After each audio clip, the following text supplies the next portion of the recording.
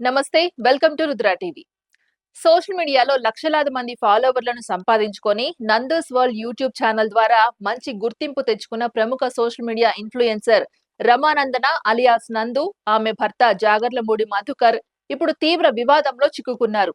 విదేశాల్లో ఉద్యోగాలు ఇప్పిస్తామని, visa renewal చేయిస్తామని నమ్మించి పలువురి వద్ద నుంచి భారీ మొత్తంలో డబ్బులు వసూలు చేసి మోసగించారనే ఆరోపణలు ప్రస్తుతం సంచలనంగా మారాయి. ఈ వ్యవహారంపై ఎన్టీఆర్ జిల్లా ఇబ్రహీంపట్నం పోలీస్ స్టేషన్లో చీటింగ్ కేసు నమోదవ్వడం రాష్ట్ర వ్యాప్తంగా చర్చనీయాంశమైంది.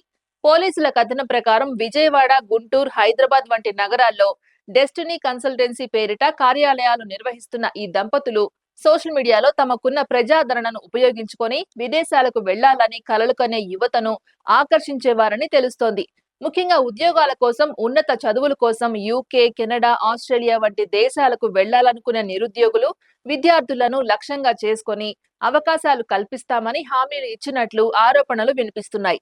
ఈ కేసులో ప్రధాన ఫిర్యాదుదారుడైన కొత్తూరుకు చెందిన శివక్రాంతి కుమార్ లండన్ లో చదువుకుంటున్న సమయంలో మధుకర్ తో పరిచయం ఏర్పడిందని సమాచారం.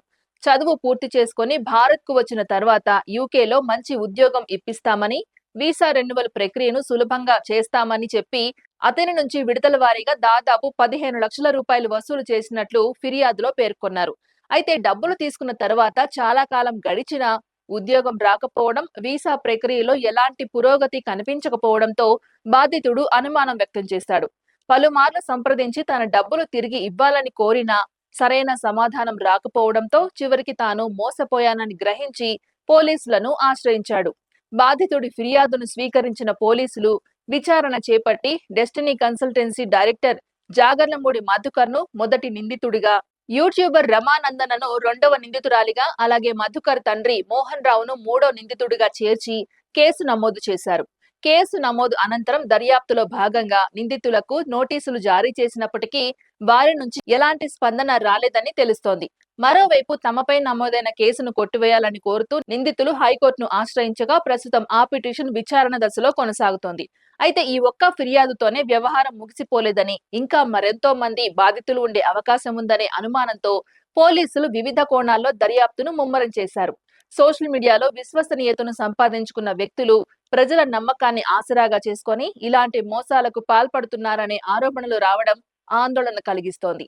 ముఖ్యంగా విదేశాలకు వెళ్లాలనే ఆశతో ఉన్న యువత, ఉద్యోగార్థులు ఇలాంటి హామీల విషయంలో అప్రమత్తంగా ఉండాల్సిన అవసరం ఉందని నిపుణులు సూచిస్తున్నారు. ఏదైనా కన్సల్టెన్సీ ద్వారా విదేశీ ఉద్యోగాలు లేదా వీసా సేవలు పొందే ముందు సంబంధిత సంస్థకు చట్టబద్ధ అనుమతులు ఉన్నాయా లేదా, గతంలో వారి సేవలు ఎలా ఉన్నాయి, ఇతరుల అనుభవాలు ఏమిటి అనే విషయాలను తప్పనిసరిగా పరిశీలించాలని సూచిస్తున్నారు. ప్రస్తుతం ఈ కేసు చుట్టూ అనేక ప్రశ్నలు తలెత్తుతున్నాయి. నిజంగా ఎంతమంది నుంచి డబ్బులు వసూలు చేశారు? వసూలు చేసిన మొత్తాలు ఎంత? విదేశీ ఉద్యోగాల పేరుతో మరెవరైనా మోసపోయారా? సోషల్ మీడియా ప్రభావాన్ని ఉపయోగించుకొని ఈ వ్యవహారం ఎంతకాలంగా సాగుతోంది అనే అంశాలపై పోలీసులు లోతుగా విచారణ చేస్తున్నారు. దర్యాప్తు పూర్తయిన తర్వాతే అసలు నిజాలు వెలుగులోకి వచ్చే అవకాశం ఉంది. అయితే ఇప్పటికే నమోదైన కేసు కారణంగా నందూస్ వరల్డ్ ఛానల్, దాని నిర్వాహకులపై సోషల్ మీడియాలో పెద్ద ఎత్తున చర్చ జరుగుతోంది. కొందరు బాధితులకు న్యాయం జరగాలని కోరుతుండగా, మరికొందరు పూర్తి దర్యాప్తు తర్వాతే ఒక నిర్ణయానికి రావాలని అభిప్రాయపడుతున్నారు. మొత్తానికి సోషల్ మీడియా సెలబ్రిటీగా పేరు తెచ్చుకున్న దంపతులపై నమోదైన ఈ చీటింగ్ కేసు ఇప్పుడు రాష్ట్ర వ్యాప్తంగా హాట్ టాపిక్ గా మారింది. ఈ వ్యవహారంలో పోలీసుల దర్యాప్తు ఎటువైపు సాగుతుంది? హైకోర్టు విచారణలో ఎలాంటి పరిణామాలు చోటు చేసుకుంటాయి? బాధితులకు న్యాయం జరుగుతుందా లేదా అన్నది రాబోయే రోజుల్లో తేలనుంది. ఇది ఇవాల్టి అప్డేట్. మరో అప్డేట్ తో మళ్ళీ కలుద్దాం. అంతవరకు చూస్తూనే ఉండండి రుద్ర టీవీ.